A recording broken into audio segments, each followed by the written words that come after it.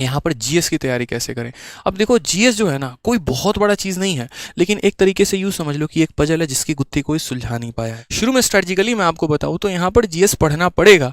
अब जीएस में आपको क्या पढ़ना पड़ेगा, तो सबसे पहले करंट अफेयर, दूसरा अगर हम यहाँ बात करते हैं तो स्टैटिक करना पड़ेगा, तीसरा अगर मेरे भाई यहाँ पर बात करते हैं तो आपके जो सब्जेक्ट हो गए आपको वो पढ़ने पड़ेंगे। सर यकीन मानिए पढ़ना पड़ेगा, मतलब पढ़ना पड़ेगा। हम कारण बताते हैं क्यों। अब इन सब्जेक्ट में आपका हिस्ट्री भी है, इन सब्जेक्ट में आपका पॉलिटी भी है, इन सब्जेक्ट में आपका ज्योग्राफी भी है, इन सब्जेक्ट में अगर हम यहाँ पर बात करते हैं तो आपका हिस्ट्री पॉलिटी ज्योग्राफी इकोनॉमिक्स भी हो जाएगा, और उसके बाद आपका साइंस हो जाएगा। साइंस में आपको यहाँ पर न्यूटन्स के लॉज नहीं पढ़ने हैं, साइंस में यहाँ पर केमिकल रिएक्शंस नहीं पढ़ने हैं, साइंस में यहाँ पर किसी का केमिकल फॉर्मूला नहीं पढ़ना, जो स्टैटिक पार्ट है ना वो पढ़ना है। मुझे भी शुरू में लगा, मैं केमिस्ट्री ऑनर्स का बंदा हूँ, मुझे लगा रहे ऑनर्स किया तेरे भाई ने केमिस्ट्री में लपेट देगा। अब भाई साहब बाद में यहाँ पर पता चला कि यहाँ पर क्वेश्चन ऐसे पूछे जाते हैं कि जो आप एलपीजी गैस अपने घर में रखे हुए हैं, जो घरेलू गैस है, उसमें महक आती है तो किस वजह की आती है, कौन सा केमिकल डाला जाता है। अब ये तो हमारे में पढ़ाया ही नहीं गया। जो सिंदूर औरतें सर में लगाती हैं उस सिंदूर में कौन सा केमिकल है ये बताओ यहाँ पर। ये हमारे केमिस्ट्री ऑनर्स का पार्ट ही नहीं था यार। हमें तो पता नहीं कौन कौन सा रिएक्शन पढ़ाया गया, जो यहाँ कर आके पता चला कि इसकी तो कोई जरूरत ही नहीं है। यहाँ पे बेकिंग सोडा लाइम सोडा से ज़्यादा सवाल यहाँ बनता ही नहीं है।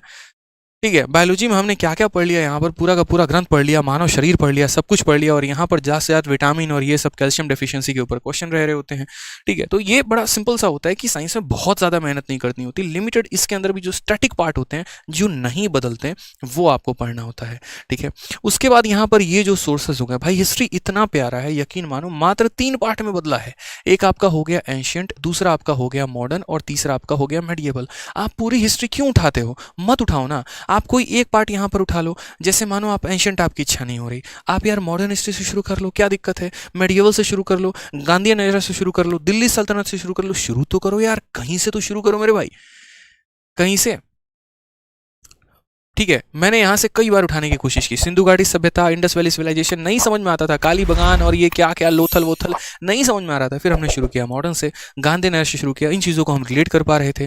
ठीक है, तो यहाँ से एक एक करके पॉइंट्स बनाने शुरू किए, याद करना शुरू किया। तो शुरू करना पड़ेगा, एक बार में कभी नहीं होगा। मैं कह रहा हूँ 10 बार चित के पट हो जाओगे, उठाओगे लूसेंट पटक दोगे, उठाओगे पटक दोगे, उठाओगे अपना कोर्स पटक दोगे, लेकिन एट द एंड फिर पकड़ना पड़ेगा, फिर पढ़ना पड़ेगा। पॉलिटी है, ठीक है, 5 आर्टिकल आपको याद है और आपके पेपर में 6ठा आर्टिकल आ गया, किसकी गलती है ये बताओ, आपकी गलती है, एग्जामिनर की गलती नहीं है, क्योंकि सीधा तौर पे है कि आपको कम से कम 20 से 25 आर्टिकल तो याद होने चाहिए। अब 5 आपने याद किए तो आपकी भूल है ना, आपने 15 अमेंडमेंट याद करके चले गए, और मान लीजिए 16वां अमेंडमेंट पूछ लिया गया जो आपको पता ही नहीं था। यहाँ पर मिनी कॉन्स्टिट्यूशन वाला पूछ लिया गया कि कौन से अमेंडमेंट को मिनी कॉन्स्टिट्यूशन कहते हैं, और वो आपको पता ही नहीं है। सर आपने 5 ईयर प्लान पढ़कर गए, और 5 ईयर प्लान पढ़ के जाने के बाद वहाँ पे ऐसा हुआ कि सर आप उसमें जान ही नहीं पा रहे हैं कि यहाँ पर फलाने प्लान जो हुआ था उसमें क्या आया हुआ था। मान लीजिए कि आपने पहला दूसरा तीसरा प्लान पढ़ा जो हर किसी को पता है, चौथे प्लान के बारे में आपको पता ही नहीं, और क्वेश्चन वहीं से आ गया। ठीक है, हरित क्रांति की शुरुआत किसने की, व्हाइट रिवॉल्यूशन किसने शुरू किया, यहाँ पर किस चीज़ को व्हाइट रिवॉल्यूशन कहा जाता है, गोल्डन रिवॉल्यूशन किसके लिए आया था, ग्रीन रिवॉल्यूशन किसके लिए आया था, येलो रिवॉल्यूशन किसके लिए आया था, पता ही नहीं है। सर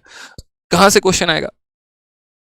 तो ये सारी की सारी चीज़ें जो ना बहुत दिक्कत करने वाली हैं आपको। ज्योग्राफी हो गया, पूरा मानसून अच्छे से पढ़ना है आपको, पर्वत पठार और जो स्टैटिक पार्ट हो गया, ये सारी चीज़ें अच्छे तरीके से कवर करनी है। तो ये डिटेल में आपको पढ़ना पड़ेगा, वन लाइनर से काम नहीं चलने वाला है। ठीक है, अब यहाँ पर आप चाहे तो किसी का कोर्स लेके पढ़ो, चाहे आप यूट्यूब से पढ़ो, चाहे आप किताब से पढ़ो, लेकिन भाई पढ़ना पड़ेगा, मतलब पढ़ना पड़ेगा। यू कांट स्किप, मैं लिटरली बता रहा हूँ, आप स्किप नहीं कर सकते। अब पढ़ लिया तो इसको रिटेन कैसे करें, तो रिटेन मेरे भाई आप यहाँ पर कर सकते हैं क्विज देकर। आप जितना ज़्यादा क्विज देंगे आपके लिए उतना ज़्यादा फायदेमंद होगा, जितना क्विज दोगे ना उतना बेहतरीन है आपके लिए। समझ रहे हैं, यहाँ पे जितना क्विज देंगे उतना बेहतरीन, क्विज से जीके याद होता है।